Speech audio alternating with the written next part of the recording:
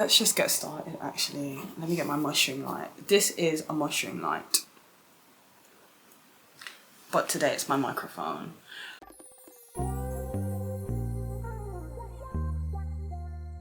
Hi guys! Hi guys. Long time no see. Did you miss me? No? Okay.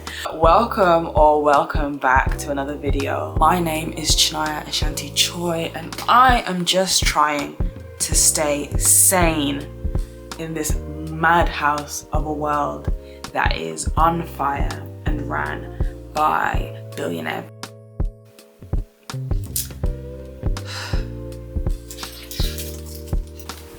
Get the good vibes going. Let's try this again.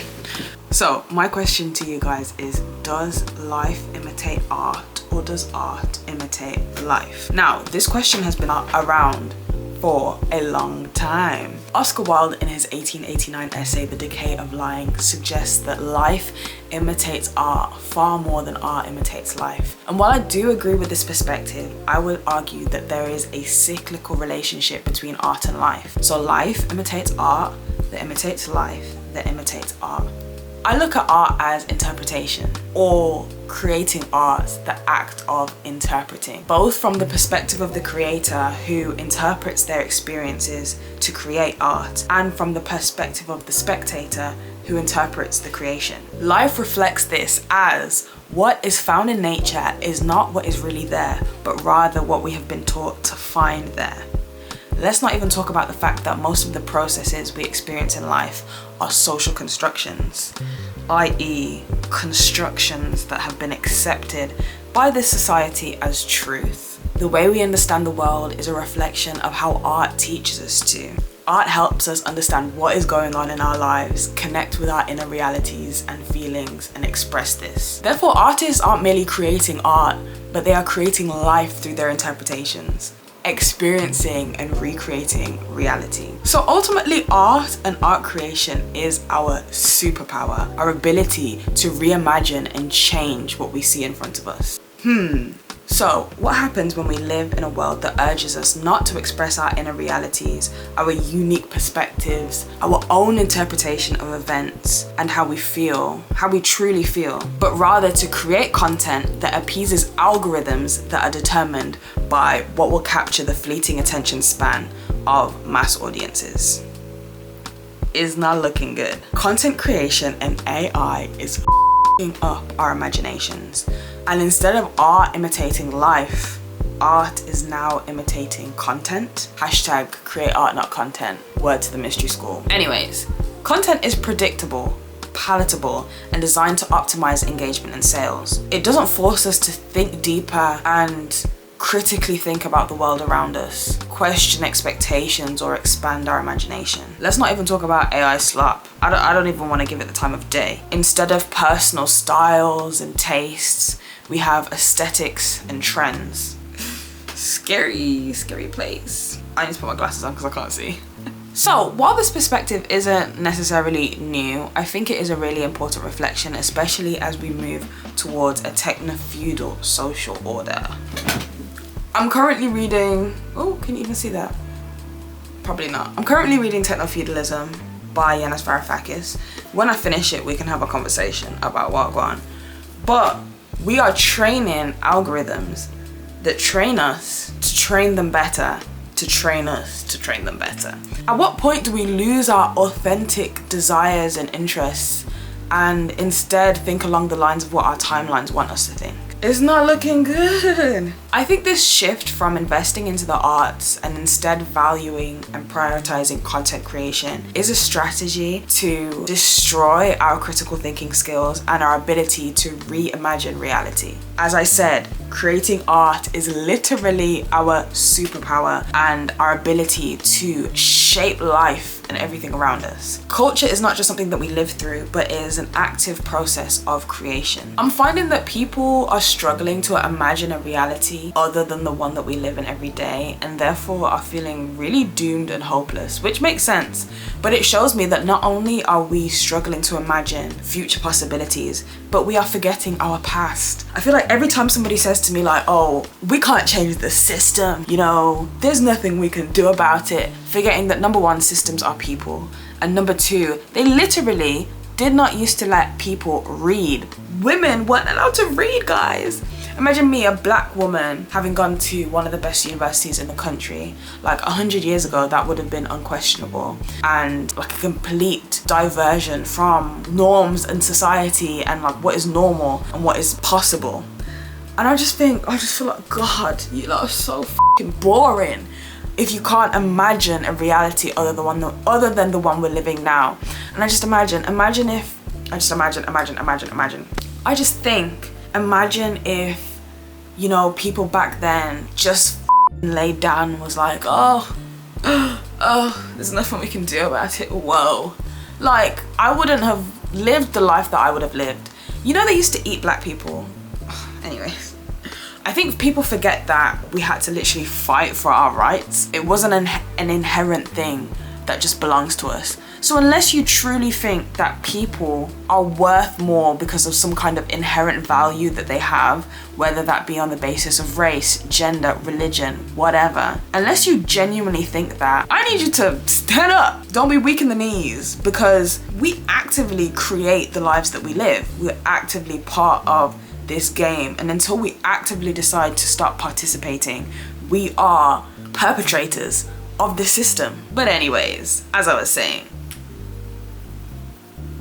as well as creating life, art allows us to remember our histories and gives us a looking glass into the lives lived before us. There was a play that I read in, I think it was either year 11 or year 12? I don't know if it was in GCSE or sixth form. I studied drama in sixth form and at GCSE, so it was either one of those 2 points. But there's a play, an amazing play called Saved by Edward Bond, I believe. Let me just double check that. Let me fact check that. Yes. There's a play called Saved by Edward Bond, and in that play, a baby is stoned. Okay? I don't want to give too much away, but that's basically the most crazy thing that happens in the play. And it shows the lives of these disgruntled young people living in, I think it's set in the 1960s. Yes, it's set in London during the 1960s. It puts up a very harsh mirror to the realities of young people living in London, or living in Britain really, in the 60s. And it's so shocking, it's so heart-wrenching and raw, but that's genuinely a reflection of the lived experiences of people at the time. How can people be living in a time so disastrous that a baby can be stoned and like life continues? And I feel like that really brings me back to where we are right now. Like, we're living in a world where we can just see atrocities happening on our phones, women being raped and killed in our streets, and we just go about like nothing's even happening. Until we take a moment to reflect on what's happening, we're just gonna kind of move through it. My point is that art, plays, literature are very important ways for us to reflect on not only what is going on now, but also reflect on what has happened. What am I trying to say? Read, my nigga. On the point of reading, can I read? I can't even see. The average reading age in the UK is 9 to 11 years old. Not only that, in England, 18% of adults aged 16 to 65, or 6.6 million people, can be described as having very poor literacy skills. Maybe I'm one of them, my God. This is also known as being functionally illiterate, okay? 6.6 million people in Britain are functionally illiterate. I don't doubt that this results in a population of people that lack imagination, hope, or understanding of histories of resistance. How do you control a population? You control their ability to access information. Nigga, we can't read. We can't read. Is this thing on? Like, of course people are gonna just believe whatever social media tells them. They can't read. And that is no exaggeration, unfortunately. But there is good news. I truly believe that art will save us. your art will save us. We need a cultural renaissance. What the is a cultural renaissance? I hear you asking. A cultural renaissance refers to a period of renewed interest, exploration, and creativity in various forms of art, literature, and intellectual pursuits. These movements are typically emerged after a time of stagnation or decline, leading to significant advancements in cultural production and the reshaping of societal norms. Dare I say, is there any time like the present?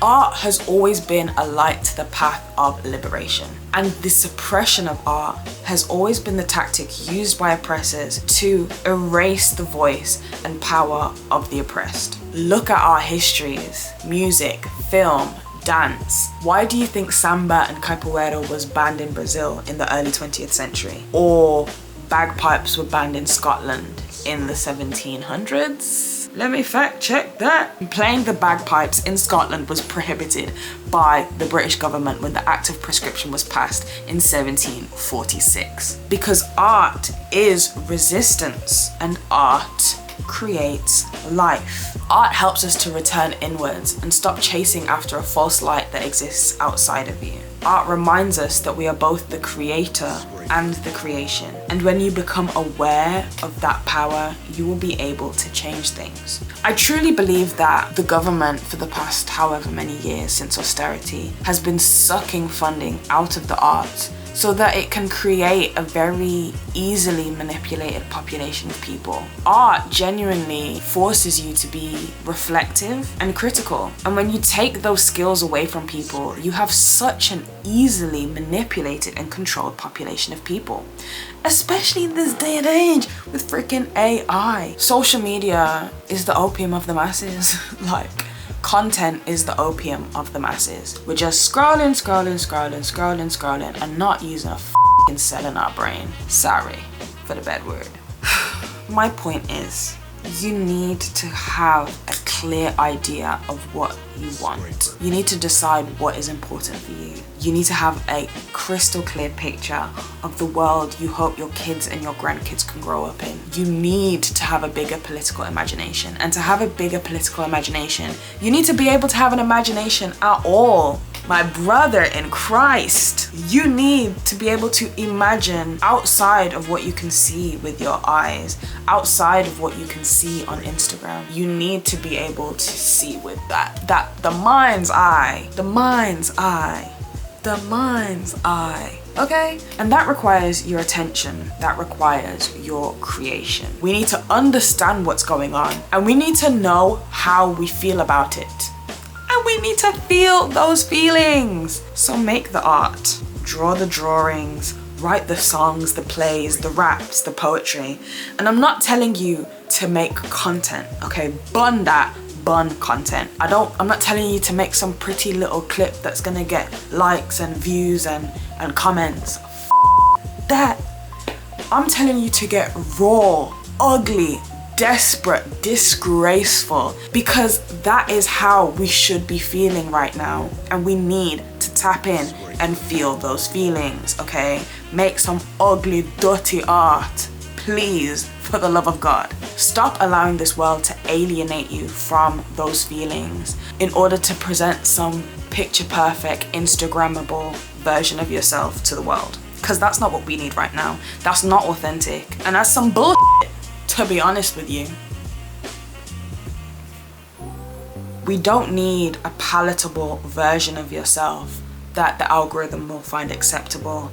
I hope the algorithm chokes on me, actually. Quite literally. And don't accept when people tell you that things can't change, because life imitates art. So you have the power to create the world you want to see.